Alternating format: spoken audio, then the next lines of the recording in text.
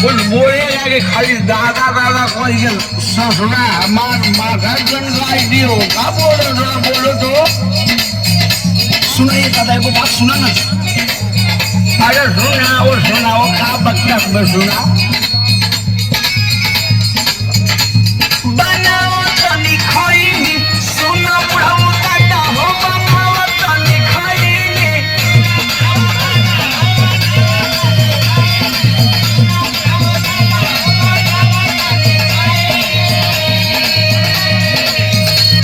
अरे बेटा तोड़ वाली बड़ की चुनौती का फैल दिए ए दादा बताई मैं हर ना चुनौती के ले धइले बाबे चैनी बनाओ तनी खइनी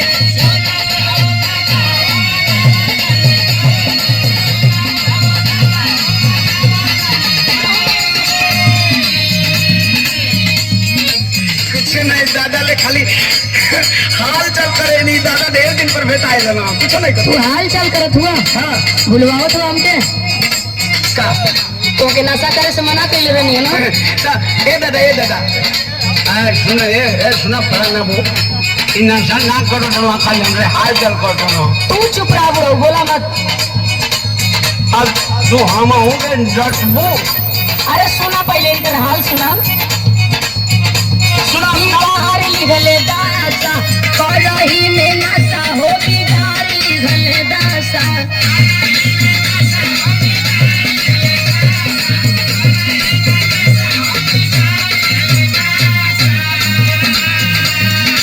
हीरो जैसन लागत रहला हो गइला बता शादी गाड़ी हला दासा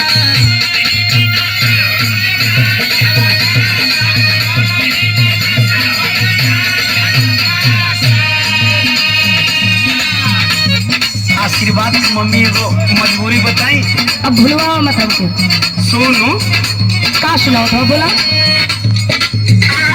धराई दिहले साथे के संगतिया अच्छा ये कैसा नागत है जो छूट ना सकत है।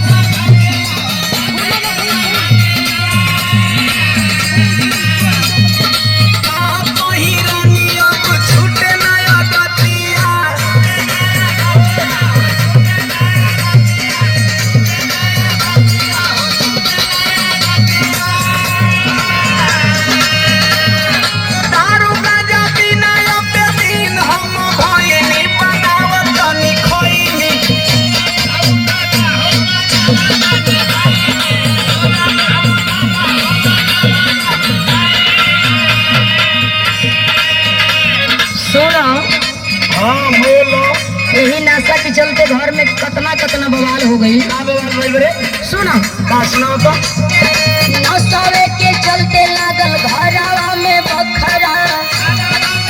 अरे ना ऊपर का कमाना है ना क्या लगा दे अरे इस बार गलत भरम बा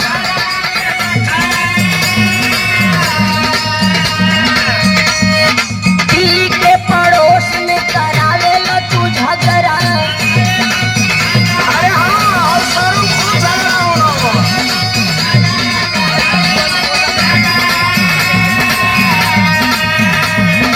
दारू का जाति के रोटी करे ला तमाशा बिगाड़ लिहला दासा।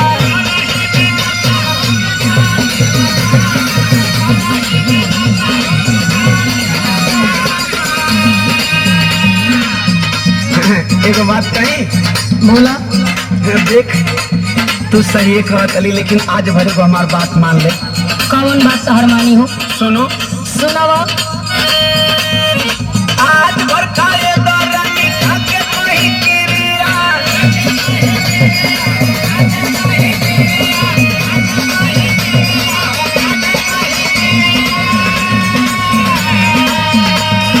मौन के भारत बुझत कैसन मारू किरिया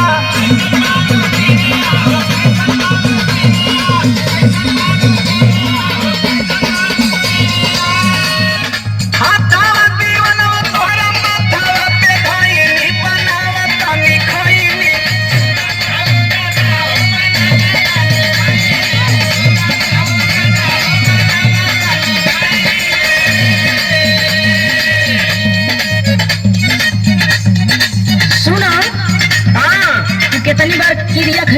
कितनी बार गलती कर ले बड़ा। अरे अब ना करो। तोहरी बाती में हम ना आवे वाला है। का बोलता बढ़िया से रहल तो हर जानत बानी हम हो।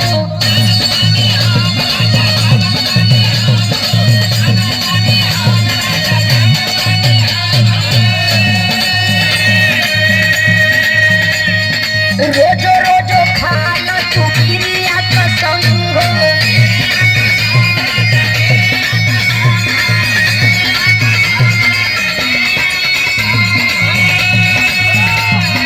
पहली मीनाक्षी रोजी वाला टेला था दादी गाली हला दादा सुना